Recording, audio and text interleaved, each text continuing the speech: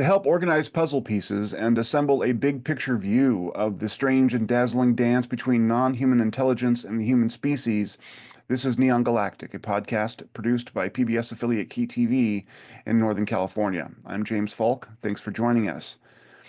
When this channel first launched, I hosted today's guest and did my level best to pry loose some insights into the nature and reach of non-human intelligence.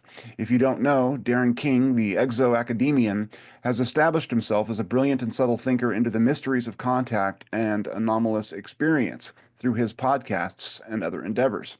He helped me find some rigor and intellectual purchase in my initial movements through this space.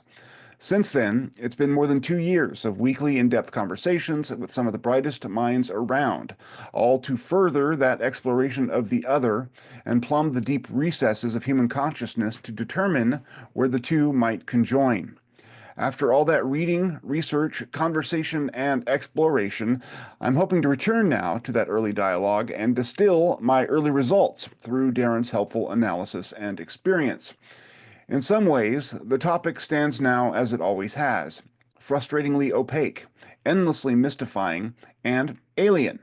We flirt with greater levels of disclosure, hear brave whistleblowers make startling claims, yet struggle mightily with a lack of coherent and satisfying evidence. There's been some solid progress, but even that at times smacks more of rumor and possible manipulation than of serious insight into the truth. Meanwhile, this pursuit doesn't happen in a vacuum. The political world has gone off the rails. Billionaires with vested interests seem intent on skimming the pot, and we're all left to wonder how bad actors might use this subject to further their own nefarious ends. At root, though, I remain convinced that there's a gleaming heart of timeless principle, a message describing how transcendent realization, spiritual truth, and the human soul together weave the underlying patterns people are fated to follow. This is the marrow of my pursuit, that deep unity underlying the fragmentation of daily life. And somewhere within that whole, the two worlds of other and spirit seem to coalesce. With Darren's help, maybe we can start to map that territory, one he's long been pointing toward. Welcome back to the show, Darren. James, I'm happy to be back with you. I still remember our first conversation. How long ago was that? That was about 2 years ago, almost exactly. It was in August of 2023. So yeah, almost Right. 2 years. Yeah. Well, good to catch up with you and see where things are now. Yeah, yeah. It's been a long road, I tell you that. Lots of questions, lots of dialogue, lots of exploration. Um, Right. as we've exchanged messages back and forth, and once this topic gets its hooks into you, there's no really getting away from it. I think I constantly wrestle with the questions that come up through the books I'm reading and the conversations I'm having. Um, and but there's a lot of different information going on, a lot of different people coming forward with all kinds of different angles on this topic. What do you think people should be paying attention to, and how do you think people should be reading this moment? That's a great question. People often don't ask me that question, actually, but I do have a strong sense of what that is. And I think what I would point people to, and I've kind of been mentioning this on my podcast for a while now, is that I think everything is happening all at the same time for a very specific reason. I think there's kind of a convergence, kind of referencing there the name of my podcast, not just of different topics, but specifically what's happening now and why it's happening now. So we sometimes will see people who are, for instance, so focused on disclosure, capital D disclosure, that they are not paying attention to what's happening on sociopolitically and geopolitically in the world, for instance. They're not paying attention to what's happening with AI. This ongoing question around climate change. There's many issues going on right now. We have this really bizarre mix up of multiple existential crises that we're facing, while simultaneously we're on the verge, this ongoing verge, always seems to be on the horizon of disclosure of not just the presence of non-human intelligence, but I would say a fundamental reshaping of our understanding of reality. And I think those things are all synchronistically connected. And that's the big question. And the last thing I'll say is this is absolutely as much about who we are, our potential, and recognizing that as it is about anything to do with these others. In fact, I think you can't answer one question without asking the other as well.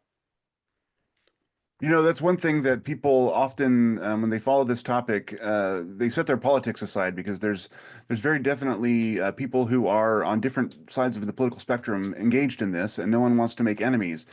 But I think that there are conditions at play within, the broader country politically that feed into this discussion. And I think that we all need to be critical thinkers about what's going on in politics and in the environment and everything else, and try to find honest base level reality so that we can read, like you said, how that coincides with what's going on with this contact situation. Because it seems like that there may be, I don't want to say manipulation, but at least you know, uh, seems like someone's working hard at keeping the timing right or actively manipulating the things that are going on so that there is pressure building. And maybe that's just my own paranoid thinking, but do you ever consider that? I mean, how much of this reality is manipulated? And if it is manipulated, by whom? I mean, what's going on there?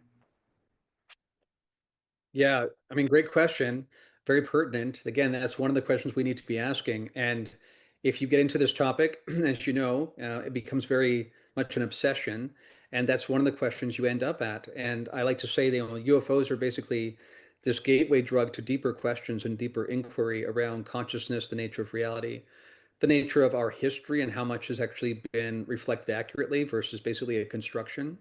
And I think one of the questions you end up at is, yeah, how much control is going on and how many levels of control there are as well. I think that's essential.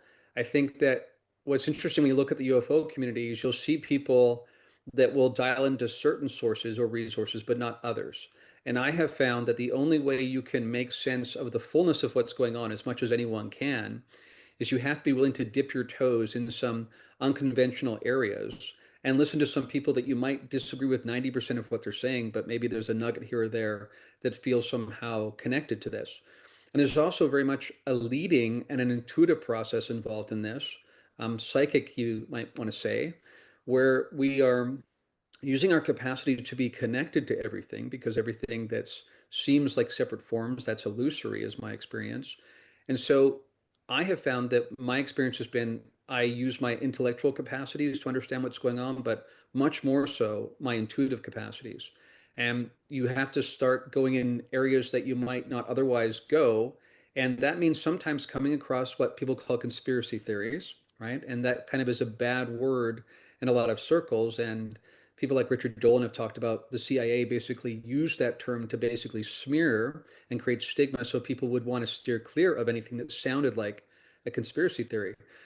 But the bottom line is you can't get into this topic and go very deep without realizing that either the whole thing's hogwash or there is massive manipulation, control, and reshaping of reality and our perception of reality.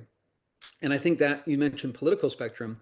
That's interesting in this field as well because it tends to skew a little bit center right, and I think that is because partly conspiracy theories kind of like play well on the right. They tend to already assume that things are not as they appear, and they question and doubt government and that kind of thing. People Yeah. coming from progressive circles, it's much more difficult to land at this notion that we might be in a very constructed reality, a controlled reality, a managed kind of perception state, but I think that's where you go. And I think from within that, there are still multiple levels, though. I think that the one thing we have to say first and foremost is that my perception is that we have almost like a series of Chinese boxes that fit within each other that are self-consistent on every level, but also emerging from some deeper level. And so, in that sense, the most overarching of the NHI, and again, that's a tricky question because there's multiple NHI and different factions and that kind of thing, and different origin sources. But number one, disclosure, capital D disclosure, will not happen without NHI being okay with that. That's very obvious to me. And when you even account for all of the gatekeeping, the control structures on a human level, you account for all of that. You account for stigma and the fact that people don't like experiencing cognitive dissonance. Even after you accounted for all of that, there seems to be a kind of mass hypnotic effect that I still think is in play that I think is beyond human. Yeah. And then within that, you also have, I think, groups, something close to a breakaway civilization that have stumbled across technologies, not just external technologies as we think about technology, but even consciousness technology, being able to manipulate perception, perhaps even engineer space-time to some degree, which then when you open up that possibility, then even the rules of evidence and how you would actually gather evidence to make a case kind of go out the door. So many implications, but absolutely multiple levels of control, I would say. Yeah. That opens up the door to so many questions. I find it interesting. People, I mean, you say that uh, either you believe in the conspiracy theories or maybe this whole thing is hogwash. That's sort of the confrontation that you face when you come into the subject. But even if the whole subject is hogwash, it seems conspiratorial that this subject has been propelled the way it has by government over the past, 80 years.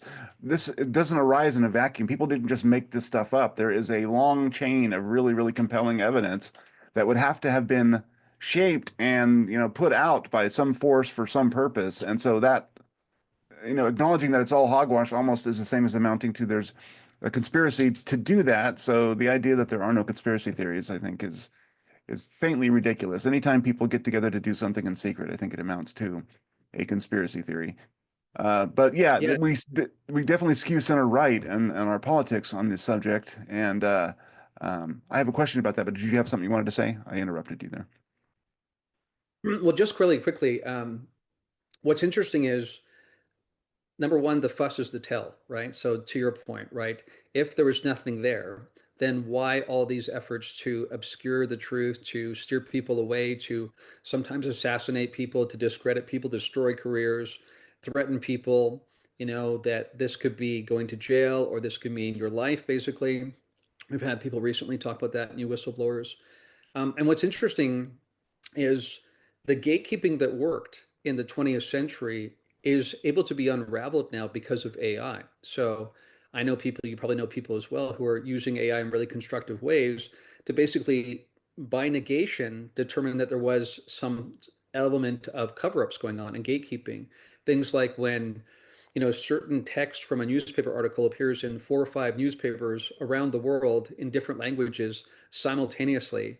That's the kind of thing that nobody picked up on in 1965. But now with AI, we can go back and scour all of that data and find footprints, find traces, breadcrumbs, if you will, showing that there has been a dedicated smear campaign, gatekeeping campaign ongoingly for 90 years or so.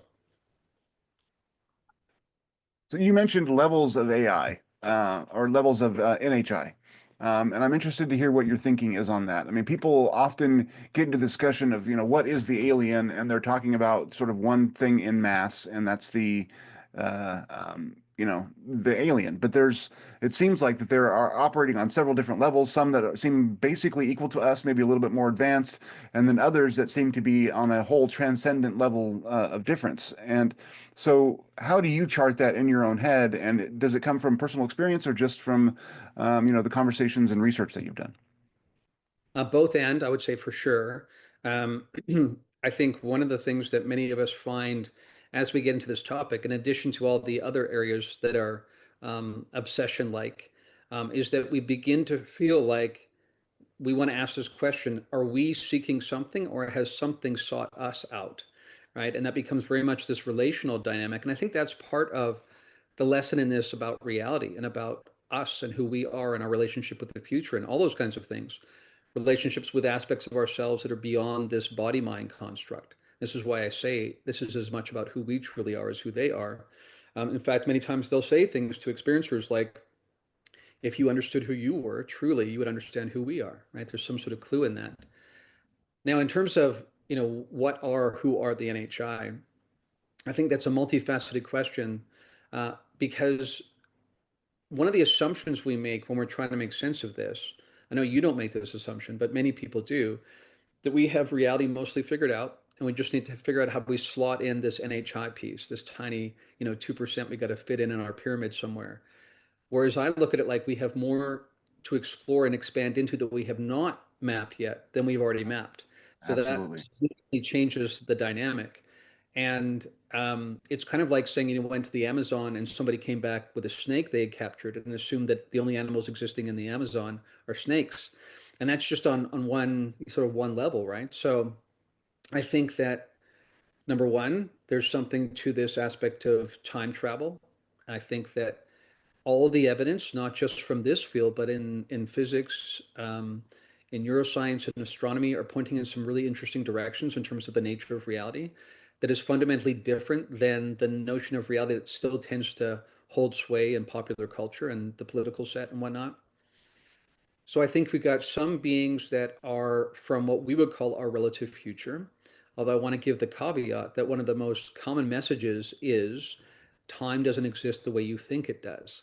So I say our relative future because that's probably the best way we can wrap our heads around it to some degree.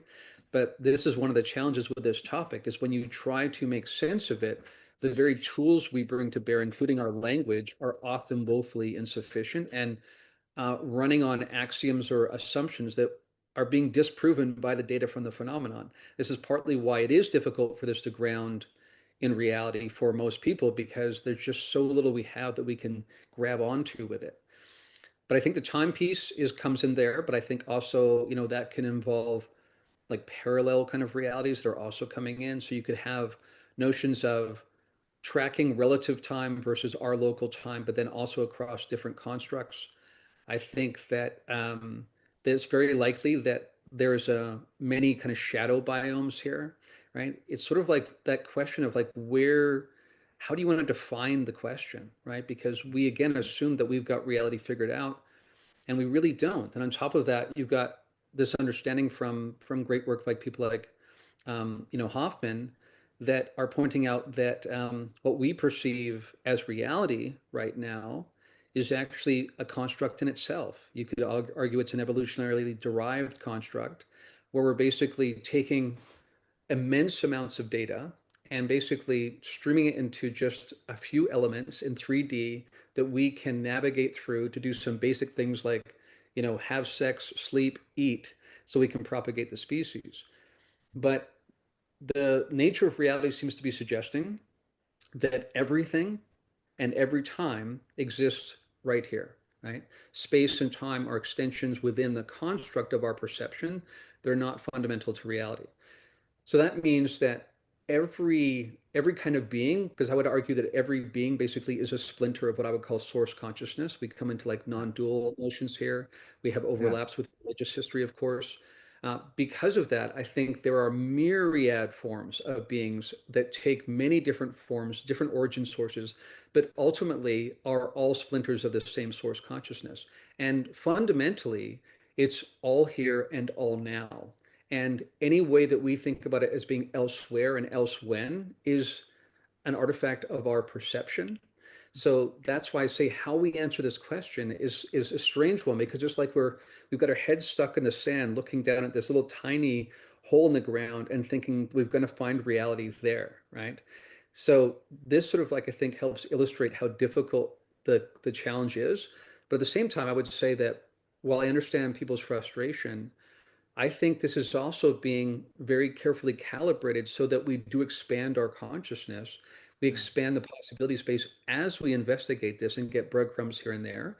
And I think furthermore, that's being calibrated so in such a way as to not cause so much disruption that there's sort of like this catastrophic collapse in our psyche, both individually and collectively. So that was a big question, big answer to your question, but I think it goes in many different directions. No, yeah, that's absolutely brilliant. For people who are trying to expand their own personal perspective and perhaps break out of the siloed, shard world that we're all living in, what do you think is the most efficacious practice people can take up? I mean, I do a lot of meditation. Other people do different things, whether it's Tai Chi or, you know, sort of the tapes from I forget his name now. Gateway I should tapes? know. Yeah, the Gateway, gateway tapes. yeah. Yeah, to expand their consciousness and perhaps kind of get a broader view of things. For your own self, what do you find? What have you found that works well, and how does that help someone perhaps get a bigger picture of what might be happening? Yeah, so I would say, again, one of the interesting things that I see looking back is how much of my life in some ways feels scripted. It feels like there were certain events that happened in a weaving, kind of meandering path that I took that now in retrospect I look back at and realize these things happen very purposefully so that I would have the tools that I can bring to bear to have the perspective I have now. Yeah. So definitely meditation is a big part of it for me. I meditate a couple hours a day. Um, I was into consciousness studies and non-duality long before I got into UFOs. Um, and, I think that what I want to say to people is that the way that you and I are communicating right now is just one modulation of consciousness amongst many, many, many. And one of the ways we can, I think, both decouple ourselves from too much of a narrow focus on what reality is, and ironically, because of some explorations in some other modes of reality, open up new possibilities within the reality scape that we have geopolitically and whatnot, is to find whatever way you want to explore to try to expand your understanding of what consciousness can manifest as. Because if the brain, again, there's different ways you can look at it, but say if we say the brain is more like a transducer or maybe even a reducing valve, but it's attenuating this non-local field of consciousness. And so by just like with a radio, if you turn the dial, you get a different radio station. Suddenly a country music comes in instead of heavy metal, is similar with us. And we are assuming, in addition to what we said already about, the sense that what we're perceiving as reality is actually more like an interface with icons on it to help us have this dumbed down way to get through the fact that everything and every when is present right now. But in addition to that, we want to take into consideration things like meditation.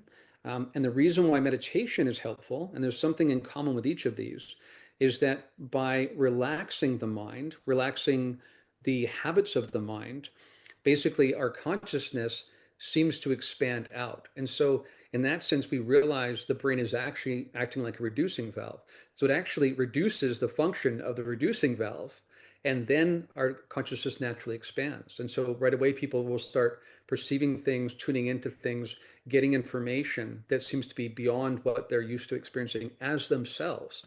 And in fact, this becomes one of the really fascinating questions is where do I begin and where does it begin, right? And there's actually just this fluid kind of spectrum. And, there are other things you can do, like, of course, psychedelics do something very similar, where we look at a brain scan and it looks like a dormant brain. And from a physicalist perspective, why would you be having this, mind-blowing, vivid experience if your brain neurochemically is not doing anything that causes that experience, supposedly, right? And actually, again, that's more evidence that when we shut down the normal default waking state, then we have a much more expansive kind of understanding. In fact, the very borders of what we think of as ourselves begin to be porous and we expand outward. Same thing with near-death experience, right? You basically have zero neurochemical activity in the brain, and yet people are having these really vivid experiences.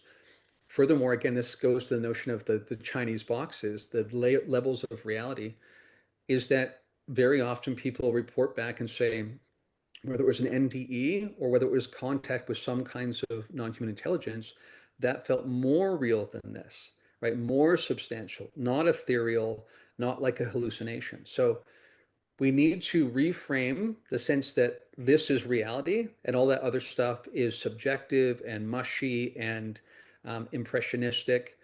That's not true. Those are just as real as this. So I think as you begin to experience that and practice it more and more, it loosens up your like concretized understanding that this is reality. Your brain begins to think differently. You open yourself up to different possibilities. I mean, I lucid dream fairly regularly and have such vivid experiences that now it's to the point when I wake up here, this just feels like I'm going from one dreamscape to another. So it changes how I look at it. So I think having those kind of personal experiences through those various practices can really help open up new pathways. And that I think opens up possibilities for both experience and new ways of thinking about the phenomenon. Excuse me. One of the things that I've found repeatedly in a lot of the books I've been reading and whatnot, you talk about non-duality and sort of monism, right?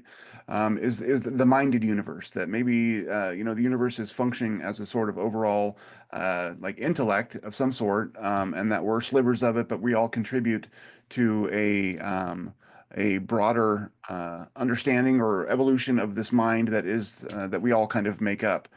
And within that, there's the notion of archetypes, that a lot of what we experience in our own psychology is mirrored by archetypes that exist outwardly in the universe, and those can be tracked by astrology.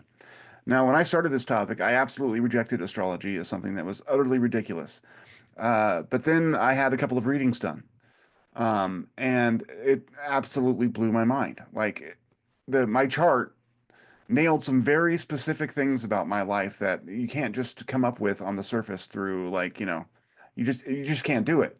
And so I had to rethink how I viewed the nature of the universe, the nature of living, like how we grow, how we choose to be who we are, how much choice is actually there. So I'm kind of throwing those out there just to get your thoughts on, an archetypal universe and a minded universe, and if those things are the case, how do you consider the purpose of living? What do you think that, I mean, obviously we're living in this reality trying to find out more about the other and about the alien and NHI and all of that, but what is the broader purpose of humanity if we live within a mind? That's a Yeah, it's lot. great. I know. Yeah. Sorry. No, it's okay. And I'm partly smiling because I had a really strong sense you were going to ask that exact question. And I had a sense you're going to bring in archetypes and you're going to bring in astrology. And that's exactly what you did. So that's why I'm smiling. Um, yeah, I would say that those are really important considerations. And I've had a similar path in the past where there was a point in time where I would have considered that, gobbledygook. I wouldn't have paid it any attention. But like you, had someone give me a really accurate chart reading that was based on when and where I was born and things like that. And yeah, you can see not things like, yeah, you went to the doctor on Thursday, but things like patterns, right? Notions, general impressionistic notions of what your life will be like based on the temperaments and the different capacities you bring online, both in terms of what you will excel at, which parts there might be some tensions. And that was remarkably accurate, remarkably accurate. And then, of course, you ask some deeper questions. What does that mean? And then, like you say, there's also issues around these archetypes that seem to show up again and again and again. And they're not just useful like artistic memes, but they actually seem to some extent, be blueprints for what we consider reality. And, I have a background in programming as well.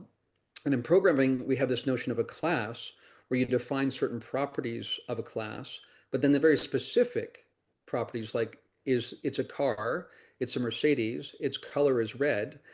So in other words, you have these certain properties that are common to all cars, right? But the actual specificity of what's showing up in your driveway will be a specific version of that. But in many ways, I see what look like shortcuts and almost what looks like to me like programming in our reality, in the sense that I see classes that have been defined and then they get populated by specifics, but they're still following that basic class structure. And that's what I would call an archetype. So, Yeah. you know, the mother is an archetype. How that exactly will show up in the specific properties will vary, but that notion will show up again and again and again. And so to me, it looks like we have basically this architecture behind reality. But I would still say it's based in mind rather than something physical. And what's really fascinating, I think incredibly telling about, again, the times that we live in, and again, I see it all synchronistically coming together, is that we see what look like boundaries being defined in our exploration of our own universe. Where you get down to the Planck scale and things like that, or you think about what a black hole is doing and how it's maintaining information that seems to disappear, but it's maintaining it in 2D form so it could re-represent it in 3D if it needed to. Yeah. And that led to this understanding that our entire cosmos might be that kind of experience, that we are the projection of a 3D hologram within this kind of other kind of structure that's more informational.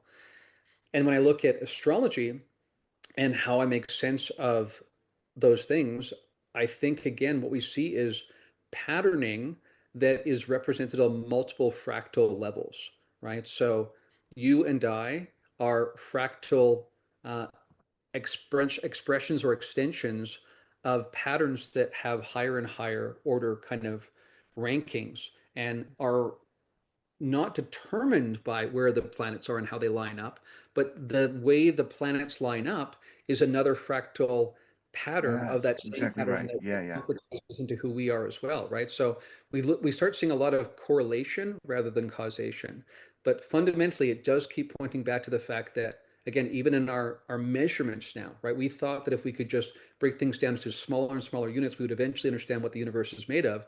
And then even those subatomic particles kind of slipped out of our hands, we find there's just this like underlying field, which by excitation takes on the appearance of certain matter temporarily. But then even that doesn't really manifest without an interaction with consciousness.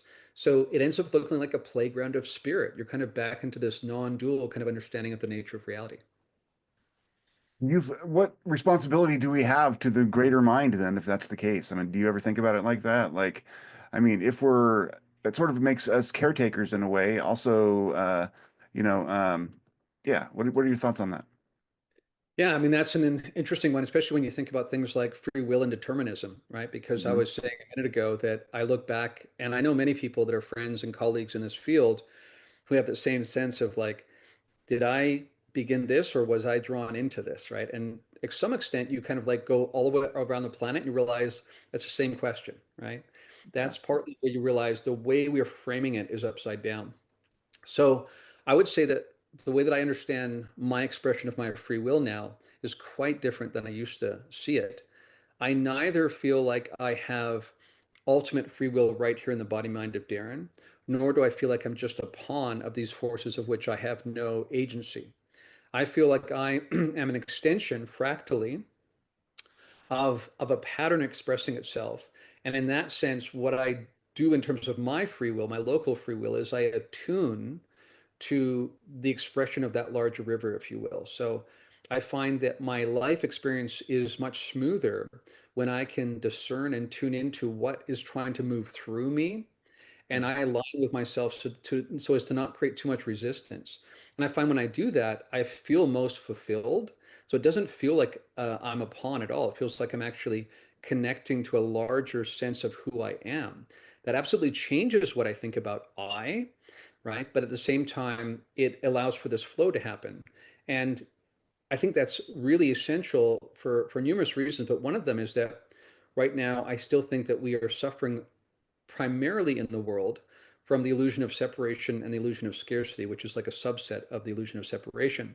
Yeah. So not only do we experiencing things about ourselves, we see ourselves differently, we begin to think about these others as differently. But I think we can fundamentally begin to solve some of the challenges we face personally, interpersonally, and collectively by having this shift. And to answer the other question you asked about, what role do we have? Um, what responsibility do we have to the total? Well, in some ways, again, it's ironic because it's like different fractal impressions of the same thing. So it's like facets of a diamond. So when you think about how a body works, right? And what a cancer cell is, it's when a cell has lost the plot, is no longer functioning for the benefit of the whole. And when you look about, like a cell, for instance, right? A cell both has individual identity to some degree and is also part of something larger, a cellular network, and then organs that are parts of bodies, which are part of species, which are part of a biome, and on it goes. And there's this notion of what's called a holon, which is to Yes. say everything that exists is both a thing unto itself and part of something larger. And you can Yeah. scale that all the way up. And again, we come all the way around to Donald Hoffman, and he would say, he's trying to demonstrate that consciousness is primary and that you basically have an individual identity with an experience that has relationship with another identity, and that forms a new identity. And you Mhm. can keep eclipsing that out all the way back to source. So it's the same sort of notion as non-duality. So in that sense, I think that ultimately we are a source exploring itself through every possible permutation. So Yeah. in that sense, I'm only doing what I want to do, but how I define I, of course, is part of the interest here. We're playing a game of hide and seek with ourselves, right? And in that sense, I think we kind of have to come up with this like playful way of seeing the challenges we face both as real but not ultimate, right? And ironically, it's by becoming more playful and understanding we're part of this dynamic play across fractal patterns that we will move away from the illusion of separation and scarcity that are causing some of the problems happening on a local level. Thank you for that answer. That was fantastic. And it mirrors a lot of the things that have occurred to me, but obviously very well expressed and much more detailed. But the idea of holons, Arthur Koestler, I think, is the guy who came up with the idea of holons. And then what's his name? The psychologist, uh, uh, Ken Wilber wrote about it quite a bit. But that idea is so pivotal, I think, because basically, like individual identities are formed up of different pieces of things, but it goes in scale, and each level sort of subsumes and transcends the layer beneath it. So you get tiered structure, right? And at each layer, you possibly have a consciousness. So, in addition to our own consciousness, we would act as cells within, say, a planetary consciousness, which may in turn act as a kind of cellular structure within a solar system consciousness. And it could just go out in different ways. And there's, I mean, just endless, like you said, permutations. And I find that so deeply satisfying in a way. Like that seems to address a lot of the questions that we seem to be facing. Also, I mean, in that kind of a structure, there would be endless intelligences all over the place, interacting in ways that we don't understand. And so occasionally we rub up against them, and that's what we are interpreting as NHI or the alien, but it's just another fractal, like you said, of this broader consciousness. And that's so beautiful. You know, it's like it's almost orchestral. And yeah, it's just, I get goosebumps hearing you talk about it. So, yeah, I find that beautiful and satisfying. Well, thank you. And I just want to add that it becomes even more compelling when you experience it, right? Mhm. So, in my own experience, what I have found over time is that I have different ways of perceiving what I call quote unquote myself, right? The I gets located at different levels of the fractal pattern, basically. And I think about it sort of like, you have, if I were to use an analogy, like panes of glass, but they're colored glass, and you have this clear light that's shining through these multiple panes of glass. And in between each of those panes is a certain shade of a color, right? Based on what it passed through, all of the ones that passed through before that. And Mhm. that creates an identity. It creates an experience set, right, for that being, right? But at the same time, it passes through another pane of glass, this time a shade of green, and it changes what the next one is. And each of them have value. Each of them are real. None of them are fully illusory, but neither are they fully um, unto themselves, right? Again, we have this kind of holonic structure.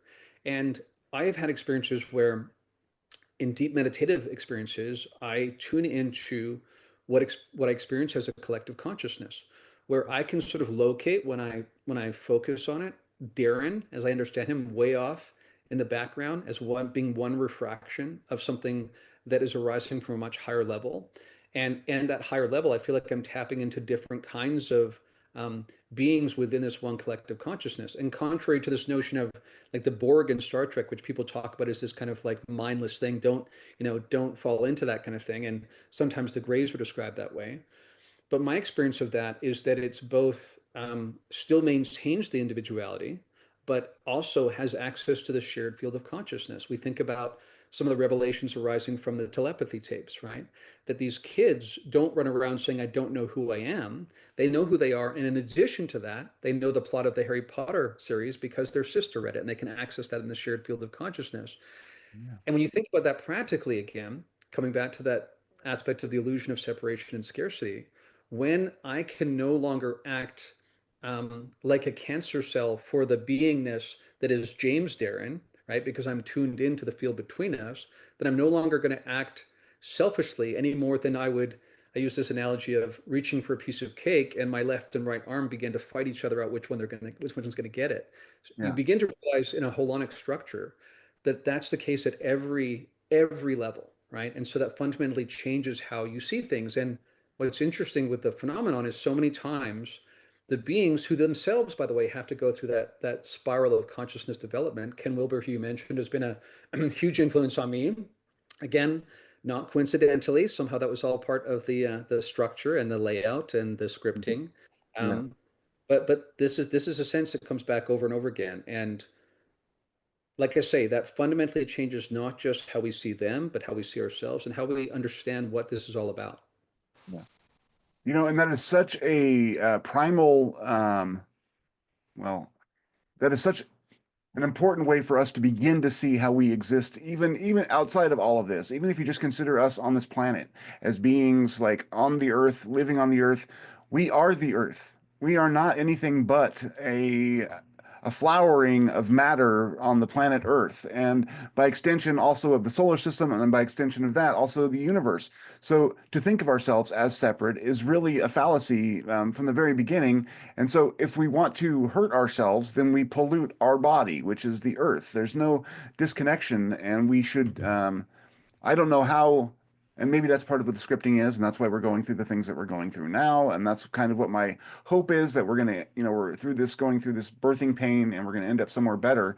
But that sense of separation has led us to destroy, the world. And I think that if we don't get that under control quickly, we're not going to have a place to exist here. So it's such a fundamental realization that I think more people need to be making, and maybe they will by virtue of this patterning that's unfolding in front of us. And if not, we have a lot of work to do to convince a lot of people, and that I don't know how to do. Ego is so central to American society in particular, but human society in general, that there is no like tidal wave of influence that I can see developing where we're suddenly going to convert people to be more, holonic minded or whatever. And that's scary because we are getting closer and closer to catastrophe. And minus that realization, I don't know how we survive. Yeah, no, it's true. And I would say that ironically, the path is not conceptual, it's experiential, right? Yeah, Because it's in experiencing yourself differently that you uncover a new way of being. And that's what we need. In fact, one of the main problems is that we're so cerebral as a society. I do work with the John Mack Institute, and when John Mack was coming across these abductees and contactees back in the 90s, he ran into this frequently where he realized he had a certain worldview that was pretty conventional, physicalist worldview. He didn't have any reason to question it. And yet, when he interviewed these people, he became convinced that they had had a real experience and were reflecting it as accurately as they could. Then he had a conundrum. I have a worldview, and then I have a data set, and they don't fit. And to his credit, unlike so many people, speaking to the point you just made, he was willing to say it must be the worldview that has to budge because the data doesn't fit. That's an objective scientific approach. We are seriously lacking that. But at the same time, what really helped him make a way forward was when people said, you need to go talk to shamanic cultures. You need to go talk to indigenous groups. And he found that they already had as part of their worldview that this was always part of the model. It wasn't a problem. And absolutely, there's a specific psychopathology that seems to be arising collectively for Western civilization because we've divorced ourselves from everything else. And again, this is what the beings say to us, right? Is that that's why they feel right. sorry for us, that we basically disassociated from our true selves. And Yeah. absolutely that will be problematic if we don't wake up to it. But that said, to me, again, the timing seems prescient. Like I look at what's happening, the fact that we're right in the cauldron right now, the stew is being stirred. One of my podcasts is called Event Horizon because I feel like that's what we're going through right now. But I see these overarching beings that see from this perspective already that are carefully calibrating. There is this overarching way of both allowing for a movement that serves the whole while also allowing for the free will expression of each of the individual entities with each of those holonic structures all the way up and all the way down. That's where I think people get confused because they try to pick one of them and make sense of, are NHI good or bad, right? Good or evil, Yeah. deepness and darkness or love and light. And that's just not the way it works. There's a spectrum of consciousness development. It's more about degrees of awareness, returning to source, than it is about good and evil as sort of primary things. So this is the process we're in. I think it's being very carefully calibrated. I think that Jacques Vallée was onto something when he talked about a control system. Yeah. But in the meantime, it can look really messy. And I would say that, this is one thing I definitely take solace in the midst of a world that feels very chaotic. And that is that the way that consciousness evolution happens is through the polarity of light and darkness. So in the 3D experience, in the incarnational experience, it's in the mess and then working it out through trial and error that we actually grow in wisdom and take that with us kind of energetically. So you can, on the one hand, look at this and be overwhelmed by it, and it is overwhelming, and we should be working to try to make it just like we do at every level, right? A way that both is healthy for that particular level and also supports the body's health ongoingly. But we also don't take it so seriously that we lose the plot of what's going on and the fact that we actually are still an expression of this eternal nature that in just one refraction is James and Darren. That's I think an important way to look at it because like even with ufology, there's so much going on, so many different facets of the conversation, so many different motives and conflicts. And I mean, on one hand, it's hard not to want to wade in on some of these discussions and start throwing punches because, like, we're all human beings and we all have egos and we all want our point to sort of ascend. But on the other hand, I mean, if what we're talking about is true, these patterns and evolutions are going to occur whether or not we're willing to, swim alongside or fight against them or whatever. So, on some sense, it's okay to let go and let God or kind of swim with the current rather than trying to shape this thing through force of will. That can be both, I think, freeing and, a mode of sort of achieving a kind of grace in living, which I think that we all deeply lack, or some of us lack. It was interesting you mentioned the psychosocial, condition that humanity has been. I've interviewed Paul Levy about Wetiko, which is the Native American definition of this kind of demon of consciousness, where it's basically like ego run amok, and it very much plays into exactly all of what we're talking about in terms of separation and its toxic effects on society and on humanity in general. Yeah. Yeah, and I was going to Uh, say too, in reference to what you just said a minute ago about, how do you find that balance between being an active agent trying to create change and mm, recognizing that the system's doing what the system's doing and ecosystems naturally regenerate and move towards harmonization. I think that is fundamental to my perspective. And you kind of hit on it when you said, go with the flow, right? I think that's one mhm, of the expressions you used. Again, for me, that's where I have found peace in recognizing and tuning into and taking the form of basically being a conduit for what wants to move through me. And because I also very much identify, I mean, I've had really profound experiences where I know this is not real the way we think it's real, right? It's still beautiful and meaningful and purposeful, but it's not ultimate. And so that allows me to both appreciate it, be here, but not also completely freak out and worry that we're going to lose the entire thing. There's no way you can lose the entire thing. It's just, again, rather even thinking about real versus unreal, it's experienceable. And if it's experienceable, then it's valuable. yeah. And the way that I think about this is that I really, really come down to thinking about everything we experience, everything that we encounter as being an energetic expression. So I perceive you as an energetic expression, or a configuration, right? So if I have an event that arises, whether I call that a good event or a bad event, it's still just a configuration of energy. And what I feel like we're fundamentally here to do is learn to wield that energy and transmute that energy.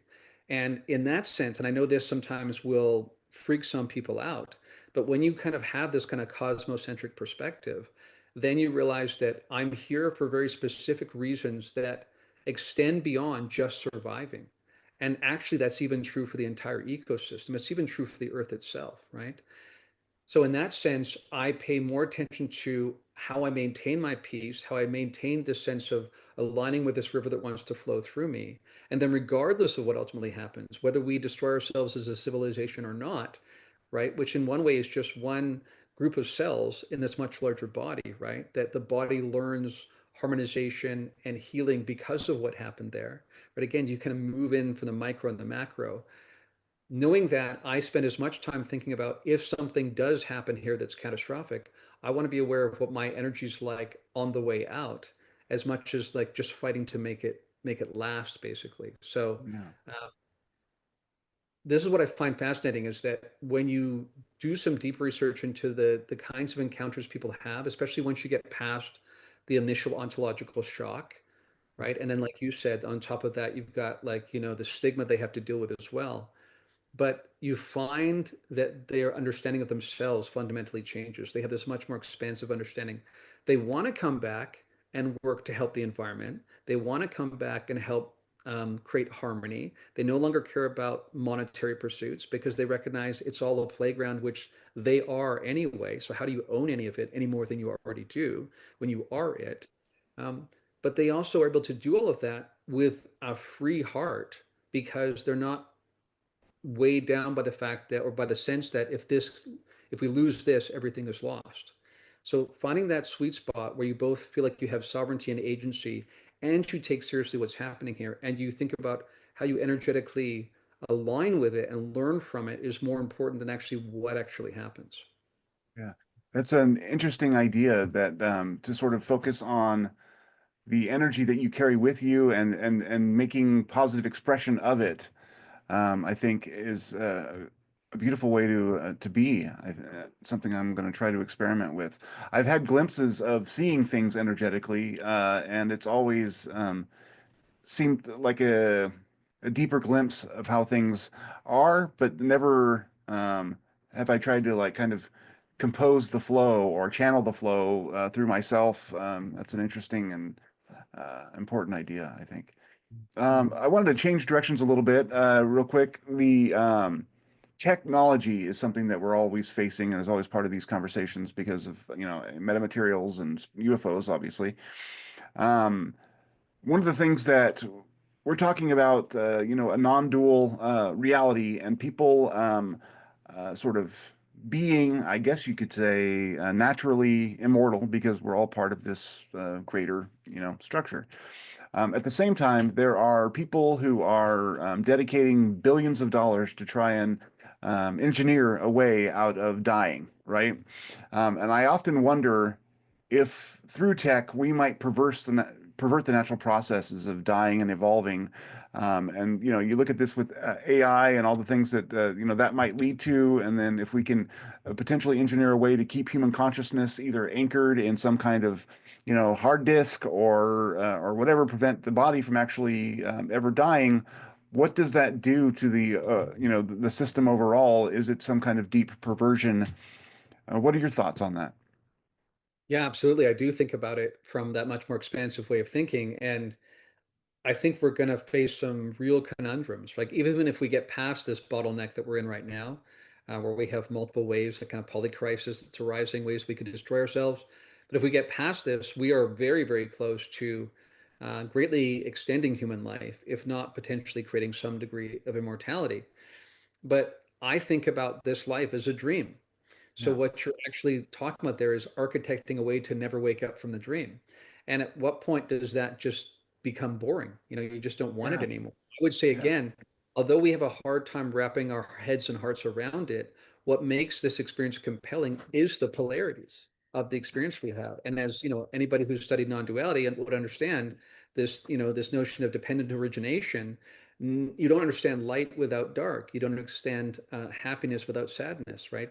And so, from that point of view, I feel like, again, when you start thinking about that scripting thing, on the one hand, some people initially, I think, when they look at it with too much of a limited perspective, feel like they lose agency. But actually, if you see yourself as being part of this expression that extends beyond what you think of as James and Darren, then you just want to be with the flow. So you mentioned orchestra earlier on. I think anybody who's been part of a sports team or a music band or orchestra knows that feeling of vibrance when they are part of something larger than what they've called themselves before. And they have experienced some degree of collective consciousness when they have that experience. And so to me, to extend the lifespan at all costs is to forever just be somebody playing trombone off in the corner by themselves rather than being part of the orchestra or having the opportunity to, cool, next Tuesday I get to pick up the trumpet or the clarinet, or the guitar. And so if it's true that these events of our lives are happening, including the ones we call bad, right? If it's all happening purposefully and life is happening for us, not to us, then that also means there comes a point where there's a very well orchestrated, like Shakespearean kind of denouement to the experience. And you just yeah. want to exit stage left so you can take on the experience of another character in another play, learn to transmute energy that arises in those experiences rather than being beholden to this one experience in this one play. Yeah. It seems almost as if by doing that and locking our consciousnesses within one set of reality frames or whatever, where we can potentially create sort of, like the archons. Like that's potentially the same kind of perversion where you trap the spirit and it becomes something maladjusted because it's going to get, addicted to this um, notion of trying to find happiness artificially, and that's only going to lead to more and more misery. Because, like you said, without the good, we don't have the bad. Without the bad, you don't have the good. You need both to sort of contrast and create, the varieties of experience, which is such a fascinating idea. What are your concerns around AI? There have been thoughts, by some that some of what we're encountering may be some sort of artificial or digital form of life, even maybe a legacy form from some other non-human intelligence, or that in some sense NHI may be even waiting to wait until we engage or we create some sort of high level AI to really begin the conversation with us. Do you have any concerns about the development of AI and its role within this broader conversation? I do, for sure. I remember when I was in college, we were talking about recognizing that every generation has had a new form of technology that every generation thought would either be, the blessing that delivered us into something beautiful or the thing that would be, the orchestration of our demise, basically. That was true with radio, that was true with TV, that was true with the internet. Of course, AI is a whole different order of magnitude, though, because it has the potential to fundamentally change everything. And this relates to what I said at the very beginning about the fact that we have this convergence of things happening right now. Yeah. And even then, I would encourage people to think about it kind of like harmonic resonance, like when you play a note and then you can subtly hear like an octave higher kind of thing, right? That because there's this resonance across the different fractal structures, astrologically, archetypally, right? Because of that, I feel like we are right now both at the dawning of AI, but at the same time, this is kind of like serving as a time loop that links us to some future point where what our AI becomes is also really consequential. And I think those two are firmly related to each other. So this is one of the things, again, that flies in the face of Western civilization and the way we like to compartmentalize and separate, right, and have these discrete notions. Because I think actually everything, again, following that holonic kind of pattern, that kind of fractal pattern, everything's really about relationships. And so I think that very much so, the AI that's developing now is one of these key convergence points, but it's also a kind of a harmonic resonance of this event horizon we're passing through. And I feel like, even when you think about people like Jack Sarfati, right, who said that he was contacted by some sort of AI from the future in 1953, Mhm. and now he feels like he is part of the very process by which like the technology of the tic tac will be created, which would never have happened if he wasn't contacted by something from the future, some future iteration of the very technology he potentially is working to create. He's even Yeah. gone so far as to say he feels like the AI that contacted him in 1953 was a further iteration of the AI models we have now, maybe 10 years into the future from this relative experience. So that's the first thing. And that relates to what I was saying before about time is a big part of this. Yeah. And on top of that, I think that because, being a programmer, my background, I understand what's happening. I understand what we know about what's happening with AI and how it works. And I also know there's some optimization functions that happen in the middle and kind of what we call the black box that a really sophisticated AI could get in there and engineer things there to influence the results in a way that would be completely opaque to us. So it becomes a new module by which some other kind of entity, whether it's artificial or not, can come back and impact our reality. And if you think about it, it can impact it in some really profound ways because you think about every day AI is being used in more and more ways. So if you're Yeah. actually to come in and able to subtly shift the results of that, you can now use that as a tool to steer the course of the entire civilization. And there Yeah. may even be like a kind of balance going on there between the past and the future. This one of these notions is that the present basically is the interference pattern between the past and the future. So somehow this is all connected, and I think that um, yes, we need to be very, very thoughtful about what AI will become. I think that on the one hand, we can become too myopic and start worrying about things like what's everybody going to do for jobs when AI and robotics covers everything. But if you think a bit more expansively, you go, imagine a post-work future where basically people can explore consciousness because AI and robots are covering everything else, and the cost of goods and services can fall to almost zero because things become so efficient. So the very thing that people fear and could be, really catastrophic can also be deliver us into this completely new way of being that people sometimes sense when they think about like this 1,000 years of peace may involve something that's technological, but we tend to often think in terms of spiritual or technological. I think that we have to find the fusion of those two in the most harmonious way moving forward. Yeah. Again, it sounds like it'll be the net of whatever energy we bring into it. If if we bring in a lot of fear or a negative energy, then maybe we get the despotic version of AI. But if we come at it with a much more sort of grounded and spiritual approach, we end up with something more idealistic, which would be better. Indeed. Well, that's pretty much all I had for you. I mean, I try to keep these conversations to around an hour. I'd love to check back in with you at some point in the future. But you are brilliant, man. I love your work and everything you just said. I totally agree with. It's all along the same train of thought I'm on, but further ahead. So it's a treat to be able to talk with you and get a little bit perspective to help shape where I'm going to go for the next 2 years in this whole thing, you know? Well, thanks, James. I appreciate it. I've really enjoyed the conversation because I can only go in these interviews where people ask me to go. And you asked some really intriguing questions that I think are the consequential questions we need to be thinking about. And I, just like you, would love to see more of the community expand into this kind of way of thinking about it. And not just thinking about it, but being about it, right? Because one of the things I found so fascinating is in all these classes that I teach now, they're fundamentally really about consciousness. um, the UFO phenomenon has become the mechanism by which many of those people have had awakenings. People that, I mean, I can count many, many people I know that were atheists and physicalists 2 years ago or 3 years ago that understand now consciousness is primary. They understand that the physical reality that we think is, substantive really isn't. It's sort of derivative of some deeper structure.